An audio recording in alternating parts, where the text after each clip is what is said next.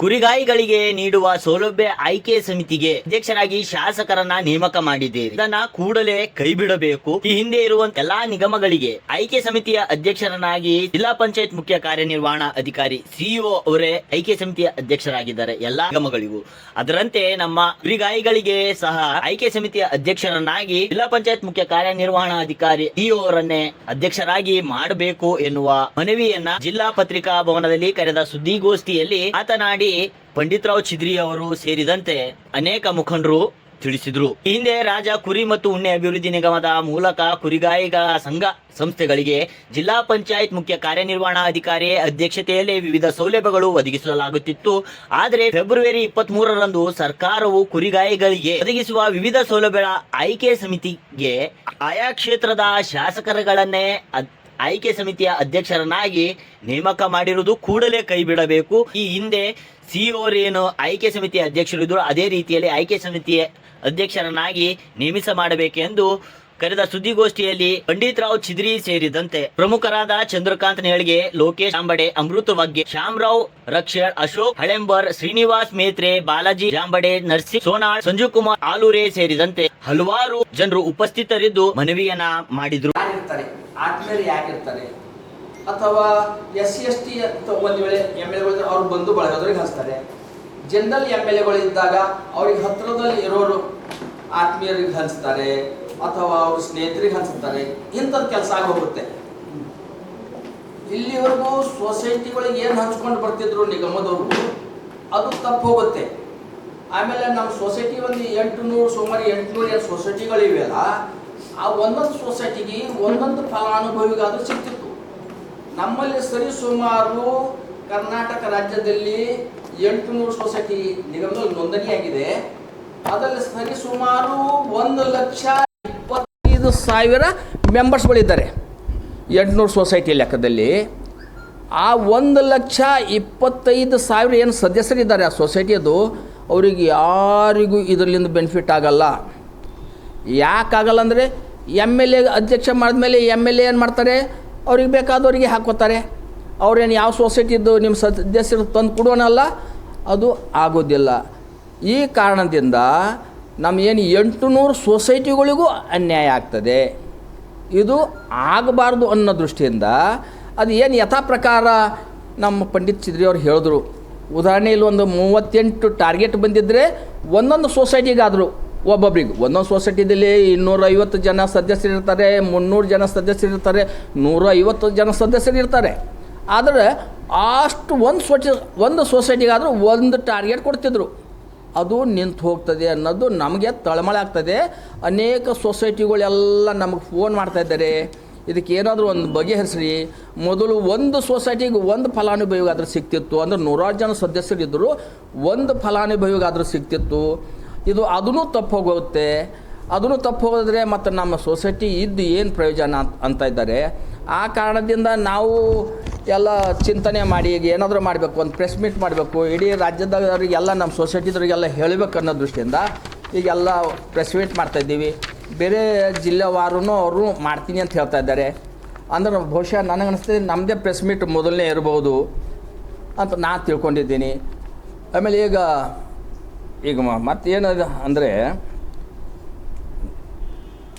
ಭೋವಿ ನಿಗಮ, ಬಂಜಾರ ನಿಗಮ, ಅಂಬೇಡ್ಕರ್ ನಿಗಮ, ಆದಿಜಾಂಬವ ನಿಗಮ, ಇವು 4 ನಿಗಮದಲ್ಲಿ ಕುರಿಗಳು ಸಾಲ ಕೊಡ್ತಕ್ಕಂಥದ್ದು ಯೋಜನೆ ಇವರು 1 ವರ್ಷದಿಂದ ಜಾರಿ ತಂದ.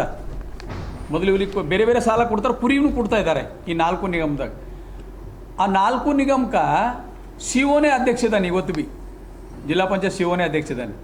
ಅದ್ರ ಜೊತೆಗೆ ಹಿಂದುಳಿದ ದೇವರಾಜ ಅರಸ ಅಭಿವೃದ್ಧಿ ನಿಗಮದಲ್ಲಿ ಅಲ್ಲಿ 10 ನಿಗಮಗಳಿದ್ದಾವೆ, ಆಯಾ ಸಣ್ಣ ಸಮಾಜದ್ದು.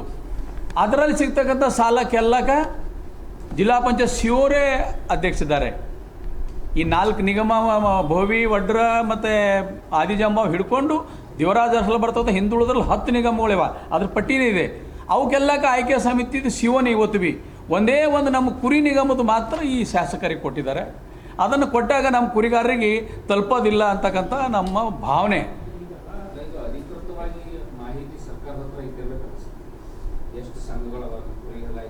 ಎಲ್ಲ ಇದೆ ನಿಗಮದಲ್ಲಿ, ಎಲ್ಲನೇ ಇದೆ. ಅಲ್ಲ ಈಗ ನಾವು ಹೇಳೋದನಂದ್ರೆ ಇಲ್ಲ, ನಾವು ಹೇಳೋದಂದ್ರೆ ಈಗ ಎಮ್ ಎಲ್ ಎ ಇದ್ದರೂ ಕೂಡ ಆ ನಿಗಮದಲ್ಲಿ ಅದು ಏನು ಲಿಸ್ಟ್ ಅದ ಸೊಸೈಟಿದ ಮೆಂಬರ್ಶಿಪ್ ಇದ್ದಾರೆ, ಆ ಮೆಂಬರ್ಶಿಪ್ದಾಗೆ ಕೊಡಲಿ. ಇವ್ರಿಗೆ ಬೇಕಾದ್ರೆ ಯಾರಿಗಾರ ಕೊಟ್ಟರು ಅಂದರೆ ಆ ಸೊಸೈಟಿಗಳೇ ಬಗಲಾಗ್ಬಿಡ್ತಾವ, ನಿಗಮೇ ಒಂದು ಕಡೆ ಆಯ್ತದ, ಈ ಸಾಲನೇ ಒಂದು ಕಡೆ ಹೋಗ್ಬಿಡ್ತು ಸರ್.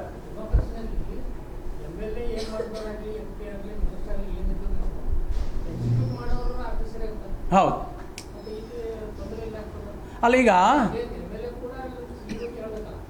ಈಗ ಅವ್ರಿಗೆ ಇದು ಕಂಡೀಷನ್ ಇಲ್ಲ ಏನಂತ, ಈಗ ನಾವೇನು ನಿಗಮಲಿಂದ ಹಂಚ್ತಿದ್ರಲ್ಲ, ನಿಗಮದ ಸೊಸೈಟಿಗಳದೇ ತಗೊಂಡು ಲಾಟ್ರಿ ಮಾಡಿ FC ಸೊಸೈಟಿ ಮೆಂಬರ್ ಇದ್ದವರಿಗೆ ಕೊಡ್ತಿದ್ರು. ಇವ್ರೀಗ ಆ ಸೊಸೈಟಿದು ಮೆಂಬರ್ಗಳು ತೊಗೊಂಡು ಬಂದು ಟಾರ್ಗೆಟ್ ಎಷ್ಟವ ಅಷ್ಟು ಲ್ಯಾಟ್ರಿ ಮಾಡ್ಬೇಕಾದ್ರೆ ಇವರು ಮಾಡಲಿ, MLAನೇ ಮಾಡಲಿ. ಅದಕ್ಕೆ ಬಿಟ್ಟುಬಿಟ್ಟು ಇವ್ರಿಗೆ ಹಂಗೆ ಮಾಡಿಲ್ಲ, ಸೊಸೈಟಿಲಿಂದ ನೀವು ಸಾಲ ಕೊಡ್ಬೇಕು, ಸೊಸೈಟಿ ಮೆಂಬರ್ ಇದ್ರಿಗೆ ಕೊಡ್ಬೇಕಂತಿಲ್ಲ. ಈಗಿನ ಸುತ್ತೋಲೆ ಸೊಸೈಟಿದವ್ರಿಗೆ ಕೊಡಬೇಕು ಅಂತಿಲ್ಲ, ಅವ್ರು ಯಾರಿಗೂ ಸಾಮಾನ್ಯ ಜನರಿಗೆ.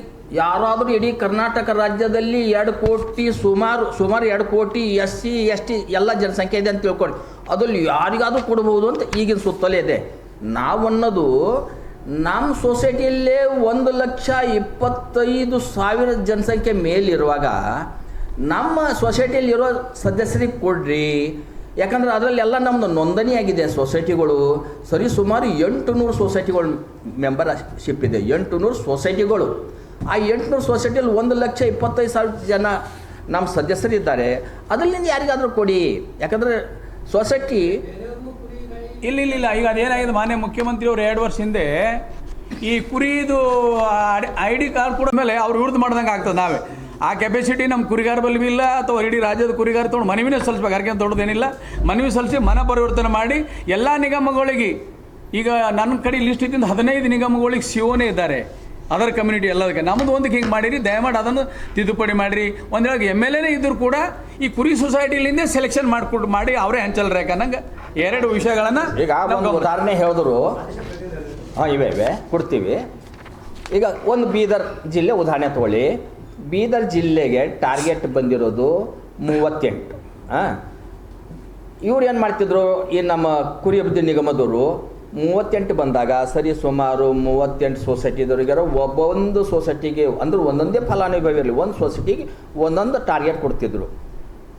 ಹೇಗೋ 38 ಜನರಿಗೆ 38 ಸೊಸೈಟಿಗಳಿಗೆಲ್ಲ ಕೊಟ್ಟಂಗೆ ಆಗೋಗ್ತಿತ್ತು. ಇವಾಗ MLAಗಳಿಗೆ ಹಂಚ್ಕೊಂಡಾಗ ಒಂದೇ ಒಂದು ಸೊಸೈಟಿಗೂ ಆ ಟಾರ್ಗೆಟ್ ಮುಟ್ಟಲ್ಲ. ಯಾಕಂದ್ರೆ ಅವ್ರವ್ರು ಬೇಕಾದವ್ರಿಗೆ ಅವ್ರಿಗೆ ಕೊಟ್ಟಾಗ ಯಾವ ಸೊಸೈಟಿದವ್ರಿಗೂ ಒಂದೇ ಒಂದು ಟಾರ್ಗೆಟ್ ಮುಟ್ಟಲ್ಲ ಅಂತಂದ್ರೆ ನಮಗೆ ಕಳ್ಕೊಳ್ಳಿ, ನಮಗೊಂಥರ ಮನಸ್ಸಿಗೆ ಭಾಳ ನೋವು ಆಗ್ತದೆ, ಒಂದು ಸೊಸೈಟಿಗೆ ಒಂದು ಸಿಗಲ್ವಲ್ಲ ಅಂತ. ನೀವಿನ್ನೂ ನಮ್ಮ ಚಾನಲ್ನ ಸಬ್ಸ್ಕ್ರೈಬ್ ಮಾಡ್ಕೊಂಡಿಲ್ಲ ಅಂದರೆ ಕೂಡಲೇ ಸಬ್ಸ್ಕ್ರೈಬ್ ಮಾಡಿ, ಲೈಕ್ ಮಾಡಿ, ಬೆಲ್ ಬಟನ್ ಒತ್ತಿ.